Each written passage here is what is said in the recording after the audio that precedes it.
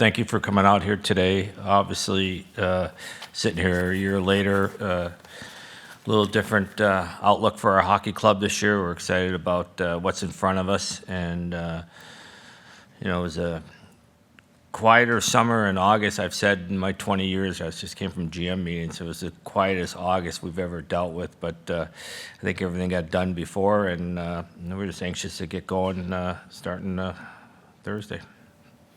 And if you have a question, please raise your hand. We'll get you a mic. Start with Brian Hedger. Go ahead, Edge. Hey, Don, at the end of last season, coaches, yourself, players, when we talked about what happened, finishing 2 points short, on the one hand, it was like, wow, it was a great season. But you guys all said, yeah, but we didn't get there.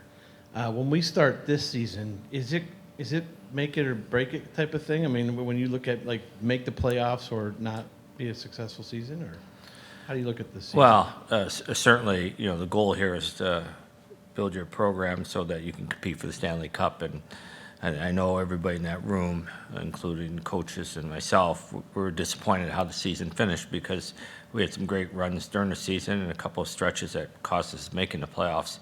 Hopefully we learn from that, but 100%, to win the Stanley Cup, you have to make the playoffs. So you have to start there.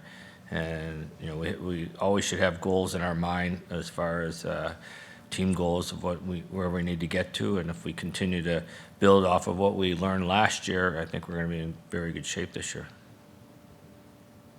Next. Good. Go ahead, Porty.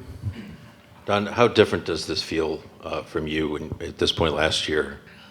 I think there were a lot of players on this roster you knew by name, some of them, maybe not even that, the other ones. How much of a feel do you think you have for this group, and how many question marks do you have heading into camp?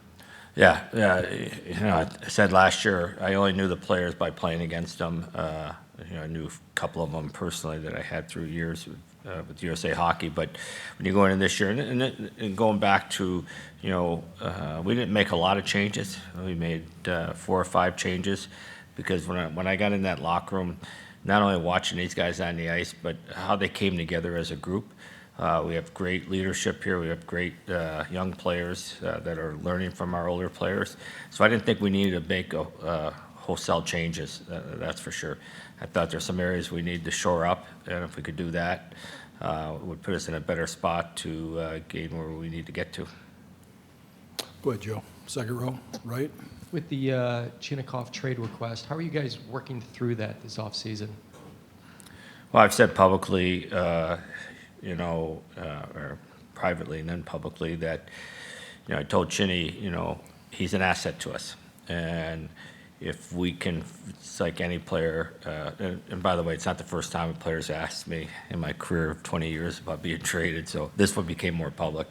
And I said, if there's true value out there and it's something that we feel like makes sense for our hockey club, I certainly will look at it. But I told him back 8 weeks ago when we talked is, if it doesn't happen, you got to come here and prove that to the coaches and your teammates that you're capable of being a good player for this hockey club. And so I've met with them, Dean's met with them, and obviously he got here early, which is a good sign. He came in great shape, and he's been, so far, there's no signs of it, and I've told him and his agent that, right now, consider he's a Blue Jacket, and to make the best of it.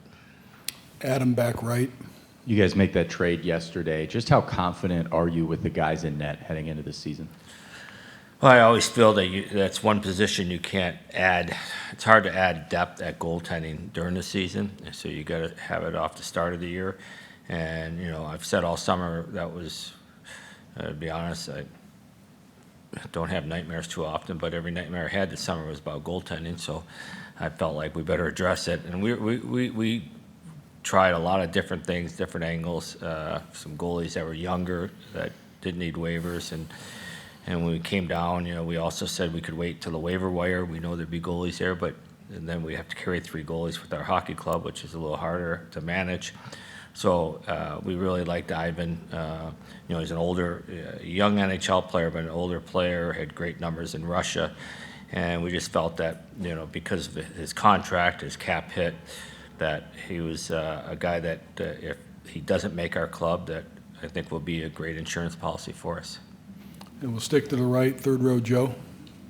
Don, how much of an advantage is it that it was with a quiet off season and with some continuity with Dean as coach and, not much rancor or anything? Yeah, no, it's again, I go back, we got a good group here, not just players, the coaching staff and that, so, we had a plan in place. We went into the off season and addressed that right around the draft time, and I think when you don't make too much news during the summer, that's okay, that's a good thing. I know it's boring for you guys, but, we made the one trade on draft day to get Coyle and Wood. We felt that that addressed some of our needs, getting a right-hand shot center and energy player. So we like any year, you talk to people throughout the summer, but there wasn't, as you see around the league, this year is different. First of all, the free agent market wasn't as deep as people thought it might be because of players all re-signing with their own team. And everybody's got cap because the cap going up. There's only a few teams that, years past you'd have 8 or 10 teams that have cap problems. We're looking to move players before the training camp because they had to get under the cap. That hasn't been the issue this year. So it's pretty quiet off season for everybody. And, things will heat up a little bit. You'll go the first 10 games and somebody will realize that they're not where they need to be and they want to make changes. But I think right now it'll be status quo for a while. We'll go second row left here to Tim.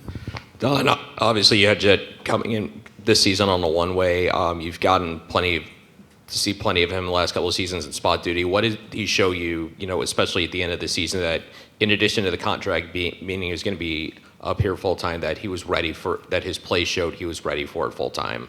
Did you say Jet? Yeah, Jet. I figured when you got through it. Well, Jet, that was the thing last year, as we talked about just a minute ago, having a guy that is always ready. To carry 3 goalies just doesn't make sense. So Jet was up and down quite a bit through the year. And then when he finally came back and stayed here, if you watch his game, he's very controlled goalie. His rebound control is outstanding. He catches everything. Very rare does he give up a rebound, which players like that in front of him. Players like to play in front of him. But he's just cool and calm in there. He doesn't, so he's going to be given every opportunity here. Contracts are one thing. I always say contracts are what we pay a player. It's not doesn't dictate who plays on our team, and that's any position. We're here to win hockey games, and if Jet gives us the best opportunity to win, he's going to play. We'll go to Hedge, first row right. As we've seen with young players, development is not always linear. Last year it did seem like all of them took a step forward for the most part. How is it difficult, do you think, going into this season for those guys to keep progressing and take another step even forward, and how critical will that be, to basically avoid that step back? Yeah, no, I think if this was their second year or third year in the league, you'd be more concerned. But most guys you're talking about they're going to be in their 4th year or 5th year. So I think they can build off of what they did last year. But it also goes into what they did this summer. And this summer, these guys, we were getting weekly reports on their conditioning and how they're doing. And now we see them here in person. They took the summer seriously. It was a long summer for them. Because when you don't make the playoffs, it is. But they took their summer seriously. So as they all come back here and saw every one of them's here obviously now, and they all look like they put a good summer in. So there's no reason to expect they won't take another step. Go to Mark here on the left. Hey, Don, we know the NHL did rule about the 5 players. What consideration or just what stance has your team come up with in if you would possibly consider any of them? Yeah, we haven't talked in great length about it. Well, obviously, this came out on a Saturday about the players, and we're very happy where we are with our team right now. So, I don't see any changes at this point. And again, we haven't internally even discussed whether we'd even have interest in the players. Obviously, I think they can be signed as of October 15th and can play in the league after December 1st. So, we'll see how things go here, but really haven't discussed it at all. I'll go to Ed in the middle. So I think there were very few folks who expected the defense to look the same in 25-26 as ended in 24-25. Even though it's the same group, what do you expect to be different this year, and what is your expectation for the defensive group? Yeah, I think we grew as a defense core as the season went on, and we added Matejchuk in January, and I think he proved at a young age that he was capable of playing here. So, adding, if you think about how we started and we picked up Fabro and brought Matejchuk up, I truly believe our defense. I know we gave up goals at times. If you really break down, and I've done it 100 times, our goals against might seem a little bit high, but we had a couple outliers where we gave up 7 or 8 goals in a couple games that you got to, in my mind anyways, just subtract those away when it's games gets out of control. But with Werenski leading the charge back there, and that's why it was important for us. We looked around the free agent market, and when it came back to our guys, Proby and Fabro, we felt that they were the best thing for us, and we knew them. Sometimes it's better to know, what you don't know, and we could continue on with them. So we felt very comfortable signing those guys, bringing them back, and bringing obviously we still got Gudbranson and Matejchuk up here, and Severson and Werenski. So, and then we got a couple guys that are pushing down there, Damian Hunt, and we brought in Smitty on a tryout who I had in Carolina as a great team guy, and that. So we're gonna have good competition there. Great. Don, Cordy? I think you've Owen Sillinger, Morelli, maybe Dumais. Is there anybody else who may not be ready for the start of camp?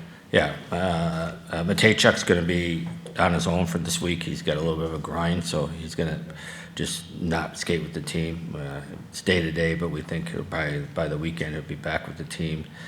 Dumais day to day. He got hurt yesterday in the game, and the only other one was McHugh. Same thing. He played the rookie tournament there, and he's day to day. Nothing long term at all.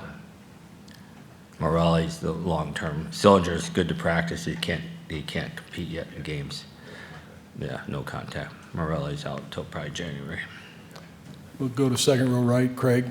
Hey, Don, going off of that, your expectations for this season, a lot of it are based on being healthier.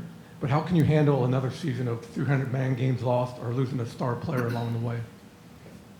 Well, I'm a positive thinker that that's not going to happen this year. And, the tough thing last year was some of the injuries, how they happened right off the start of the year. We lost a bunch of guys for long term right off.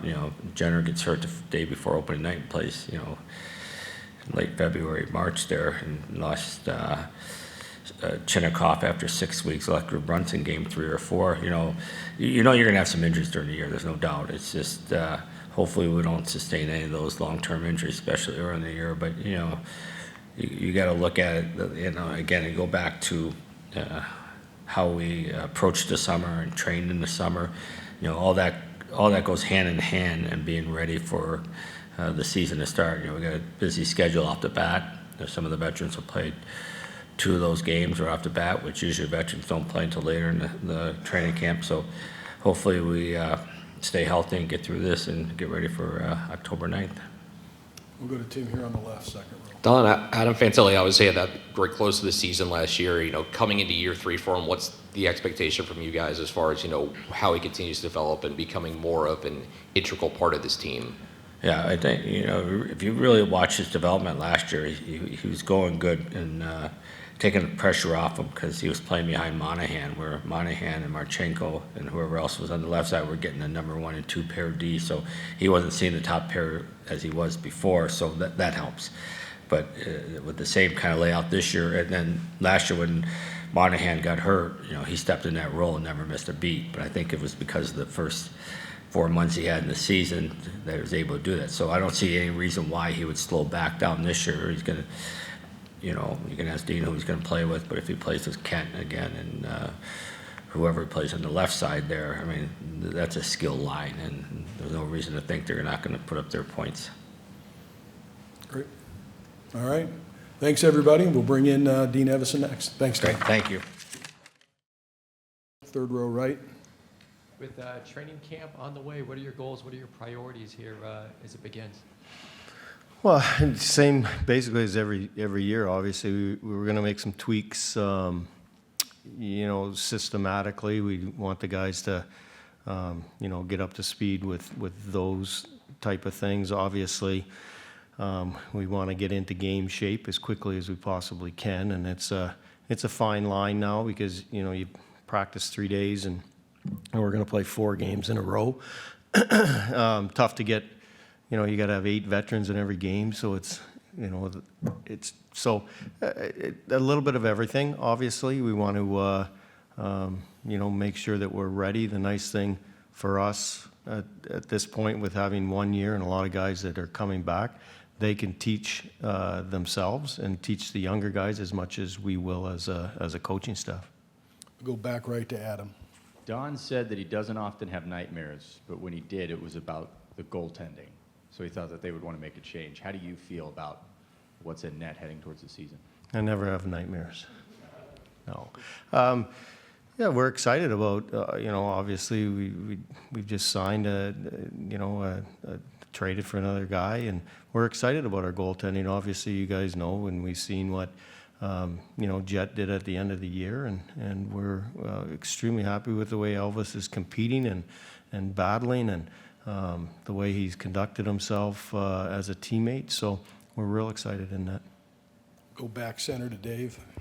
Almost felt like if you guys had an 85-game season last year, you're probably in the playoffs. But I know it's hard to keep momentum 6 months after a hot streak. But those final 6 games, what did you see in that team that you think you can carry over into October this year? Well, it's funny because we just talked about it this morning as a staff, and we've put together our videos to show the guys, and each coach has a little, or has his kind of department.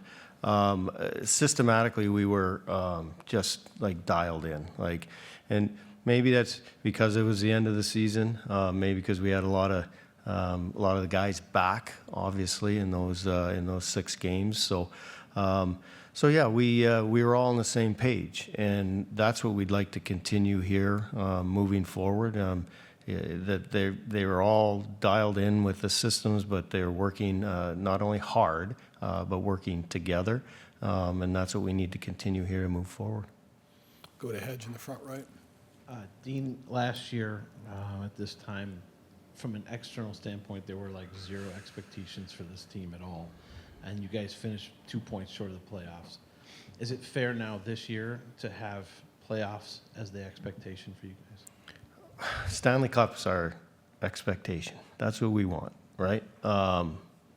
We have to make steps in order to get there, and that first step is obviously to make the playoffs, and then each round after that. So yeah, I mean our expectations are to have a great season, make the playoffs, and then we want to win the first round and then move forward. So yeah, you guys put expectations. We want to see the guys compete every night, and then we'll see where we sit. Our guys have did a good job of staying focused in that regard.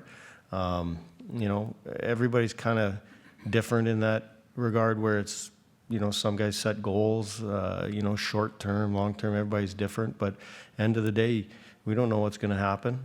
So every night that we go out there and play, we play hard. Every day that we're training, we train hard, we get ourselves ready, put ourselves in a good position to have success. We'll go to Mark here on the left. Hey, Dean. So the preseason, this will be the last season. It'll be 7 games. Then you're going to go to, I think, 4 in the future. So how do you make sure you get the most out of the 7 games? And is it a good trend that it's going to be less preseason games in the future? Yeah, I think so. First, it is difficult, like especially with those 4 games, and not difficult. It's just a little bit more thinking involved in trying to, because you don't want guys playing 3 in a row. And you want to just kind of space it out, and trying to get 8 veterans in each game. It's difficult to come up with that game plan. We've got a template of each game that we want to. That we have, and it'll get tweaked, obviously, with as we move forward. Are we excited about 4 games? Yeah, I think so. I think it'll give us better opportunity to have that practice time and that opportunity to really dial everything in, as I just said. Like sometimes when you're playing, like especially those 4 games, like you're not a team, right? Like you've got guys here and there and everywhere, and but. It'll be good to have 4 games, but with these 7 games, we will hopefully do the right things, get the guys the right amount of games. I know there's no player that's not playing less than 3. So some guys will play a little bit more, and some guys will play that 3. Go to Porty here in the front. Hey, Dean, have you seen Voronkov now that he's arrived here, and does he look like he's put in the work you challenged him to do this summer? Yep. So He looks fantastic. I didn't watch the skate, but he came into the office right away, and we had a chat because like when he left, we challenged him to be in fantastic shape. When he gets back, he is. Go to Ed in the middle. There were some stretches last season where the team gave up goals in bunches, some long stretches that ultimately might have cost the team a spot in the Stanley Cup playoffs. You're going into 25-26 with the same group. What's your level of comfort, and what do you think can change this season from last season with the defensive Well, I groups? caught the tail end of Don and talking about our defensive core, right? It's the same group, basically. They understand how we want to play the game. They understand how, that systematically, but more our competitive level and keeping pucks out of the net. We thought we did a great job at the end, as we've talked about. That's what we have to build on. To be honest with you, we're putting the videos together, and we use those last 6 games. This is who we are, right? This is how we play the game. We stayed in hockey games when maybe we didn't have our legs through those 6. There's a lot of challenges that we, had last year that we're going to correct. But yeah, we feel real good about not only our defensive core, our goaltending, but our overall structure defensively to keep the puck out of the net to win hockey games. Second row left here, Tim. Dean, obviously you had a lot of young guys really going through their first playoff push last season, with the struggles he had in March, even despite the run he had in April to get there. How much of a lesson do you think it was for those guys to kind of see what it takes when the games get really tighter in March, when everything gets more intense? And how have you sensed that those guys have taken those lessons and applied them through the summer to get them ready for camp? Well, I think it's a great point. Those 6 games, like besides the last one, we're in it, right? Like we're grinding. Like we were there. We were, the last game. That's the only game that we weren't in a playoff race. So yeah, the experience that they gained, the knowledge that we got from all of those games, not only those this season, but yeah, it has to help us. And regardless if you're young or old, to go through that and to go through that together. We had a lot of guys come back. If you look at our roster at the end, basically it was our group. So yeah, do we hope that will set us up to move forward and give us that little edge or a little more experience to get that first step of making the playoffs? Yeah, for sure we do. Go to Hedge in the front right. When we look back at last year and how you guys stayed in it right to the end, you had a number, if not all, of your young players really seem to take a step forward. And sometimes development isn't always linear. How tough is that for them to come back and maybe meet those expectations or exceed them and take another step forward? Yeah, just to be that little more experienced, that that opportunity to train through the summer and not only get your body in the shape that you need, but your mindset as well, your confidence level coming in. It's such a wonderful time this time. Everybody's so optimistic, right? I mean, it's just like everything's fresh and exciting, and just walking in that room now where, last year walking in that room was a heck of a lot different, right? So you walk in there now and the banter going back and forth is fantastic. Everybody that's here, basically, we got a few new faces, but are familiar with each other. They did all the right things to become a team. throughout that season last year, and we're looking forward to them to continue that moving forward. Jeff, second row middle. Segues right into what I wanted to ask. As far as a year ago at this time, you come in and you're learning so much about these players, this organization. Everything was so new. Yeah. Now you've been here a year. You've got to know the guys. You got to know them as people and as players. As a coach, what kind of flexibility does that give you going into this year to change things? You might mention maybe changing some systems a little bit or tweaking them. Like, what does this allow you to do as a coach now that you have a full year with this group and know them the way that you know them? Yeah, no, it's a good question because we have our base, right? Like we know how we're going to play the game. Now those little tweaks aren't a massive tweak. We're not teaching our complete neutral zone. They know how we're checking in the neutral zone. They know how we're transitioning in the neutral zone. Now we're going to tweak a couple things. And so it'll be, hopefully the flow will be better. We can get up to speed really quickly so that they're not thinking as much as just reacting, because we know how to play the game and how we want to structurally go about things. And then, as I said earlier, the exciting part for us is that, when a player's sitting in that room that's maybe, Charlie Coyle, and he can say, what are we doing in the neutral zone, off the neutral zone face-off losses, and Monahan can say this is exactly what we do, and as opposed to him, while waiting to talk to a coach or what have you, they'll start teaching themselves, which is exciting for us. I've always said, the quicker you can give the room to the players, the better off you're going to be. The accountability, just taking that, forward with their responsibility and understanding how we want to play and accountability and all that kind of stuff. They'll make each other accountable. It won't be as much on us. Obviously we'll have to do it, but the players will, lead in that area as much as we will. Go ahead, Porty. Dean, you probably have a really good idea of what you're looking at lines-wise, pair, and goal. Is there a question you really want to get answered during training camp? Are there a few questions you want to get answered in training camp, or how do you look at these next couple? Yeah, no, that's we've talked about it, and as we've talked about before, we've got a magnet board that's it's actually one of the most fun things you can do as a coach. Just play with the magnet board, and you can flip people around, but then you have to take that into practice and then obviously games. So we're going to see some different combinations, say, D pairs, combinations up front, to see if, because we do have 3 new forwards that are coming in, so who fits with them. We know that, Monty and Marchie work well together, right? So, we've got those type of situations within the group, but now we can, maybe put somebody else there. Boone played really well there, just to use them as an example. Voronkov played extremely well there. Chinny's played well there. So, we'll play around with it a little bit, and hopefully find the right combinations.